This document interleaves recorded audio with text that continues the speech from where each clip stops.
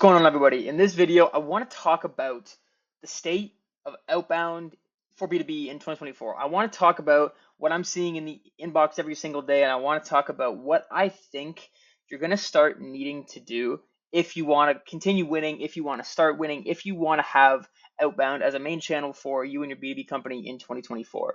So to kind of get into things, right? I want to, draw some attention to what the sort of traditional or the cookie cutter way of running, and I'm kind of mainly talking about cold email here, but I think it applies to whether you're calling, whether you're in the DMs too. So the old way to do outbound, which is starting to become a little more outdated, I think every single day as we go along, every single day as new tools pop up that are allowing people to just objectively get an edge on you, whether it's personalization stuff, whether it's just whatever it is, there's so many things that are popping up that are giving people competitive edges over you if you're just running an Apollo list and throwing it into your campaign and hoping for the best. So the old way to do outbound, you'd have an idea for an ICP. I'm going to target marketing agencies and I'm going to target CMOs there. Perfect, right?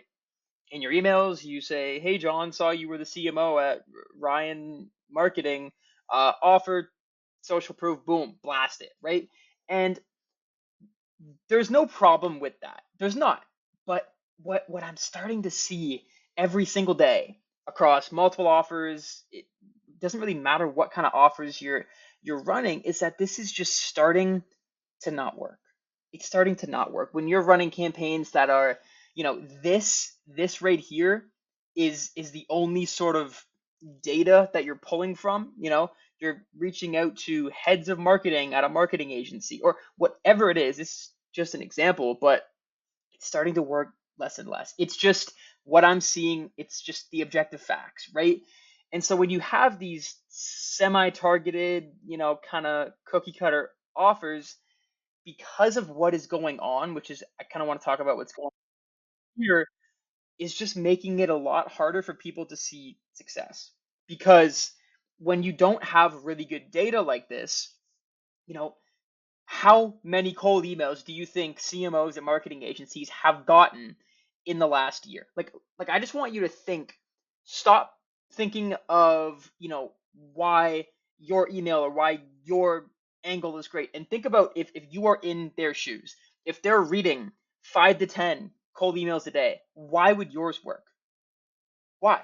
Right? Like, what are you doing different? The amount of offer fatigue, if you're running any sort of, gosh, lead gen, SEO, web design, like there's so many, cookie cutter offers that are just so saturated now. And the market sophistication level on these is so high. And I'm not saying that you can't win like this, and I'm going to get into that in just a second. But the objective fact is that you just look like everybody else. I'm not saying that it doesn't work, because of course it works. Like outbound as what it is will always work. Cold email will always work. And I'm not saying that the market is too sophisticated or, oh my God, there's too many people sending cold emails. What I'm saying is that if you look the same as everybody else, it's just that much harder to stand out. That's all. So as a wonderfully drawn example of the artist that I am, this is kind of what I want you to think of what I'm talking about, like, right? So pretend that clients are this pretty stick figure girl that we have here. And I think offers and cold emailers and stuff used to be like this. You used to have three lads, and they were, sending cold emails for a web design offer to CMOs at marketing agencies, and it kind of looked like this, and maybe they did a few things different, but unfortunately, just because of the ease and how simple it is now to send cold emails and to send them at such a large scale, the market kind of looks like this. I don't know what happened to a few of their faces, by the way, but this is kind of what it looks like, right? And so let's say you're this fellow right here, right? Why would the pretty girl pick you out if you're saying the same thing as, 15 other average Joes?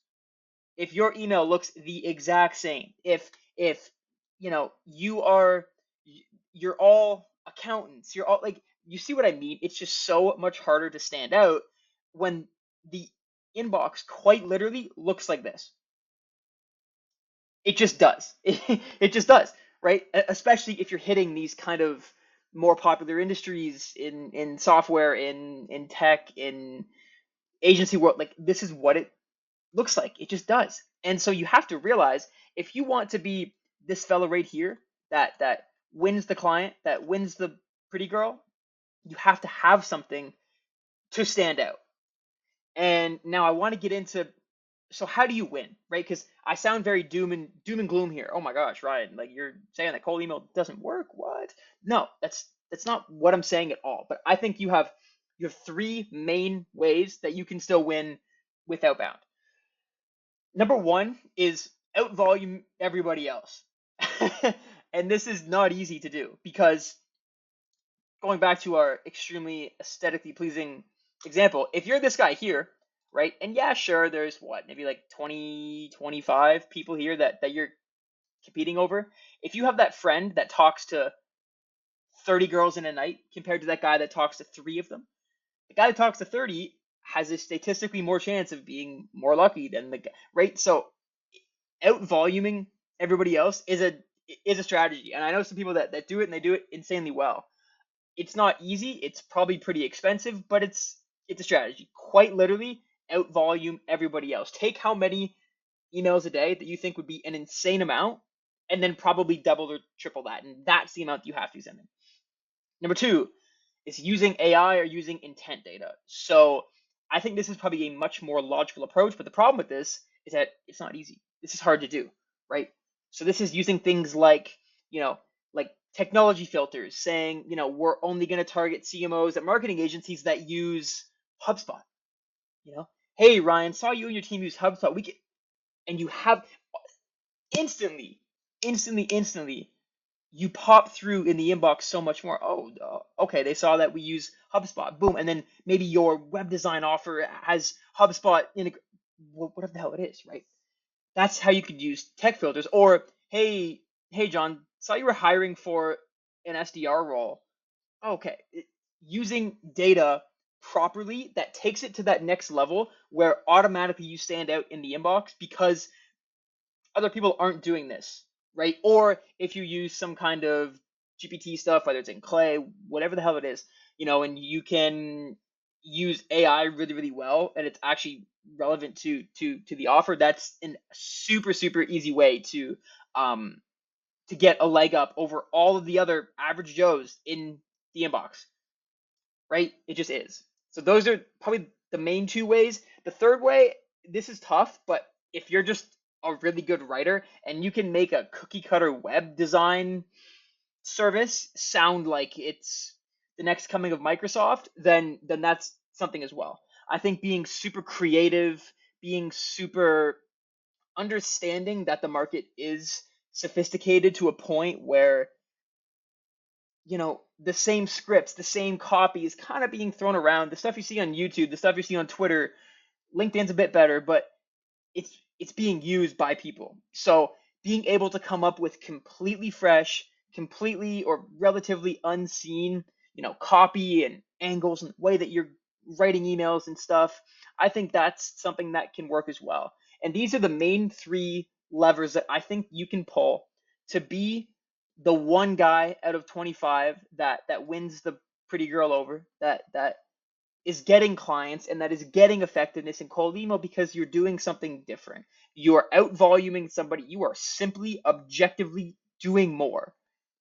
You are using some kind of data. You're using AI to hyper personalize your whatever, or you're using technology filters or hiring filters or whatever to get that leg up to make your offer more relevant to them and making it easier on them to see why your solution makes sense over Joe, who they just got an email from 10 minutes ago, or being an extremely good writer, being extremely good at communicating angles and value in your emails, completely different to what other people are doing. You're not reusing YouTube scripts and best cold email script of 2024, although I think that was a video I put out like 2 weeks ago, but those are decent scripts, but they're not great, right?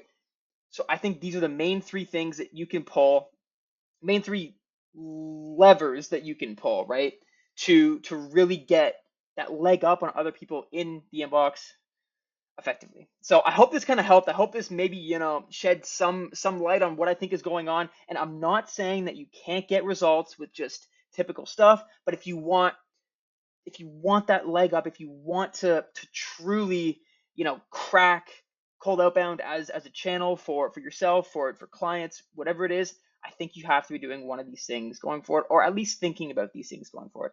Hope this helped. My name is Ryan. Subscribe for more videos on cold email, cold outbound, and everything like that. So I hope this helped. Peace, guys.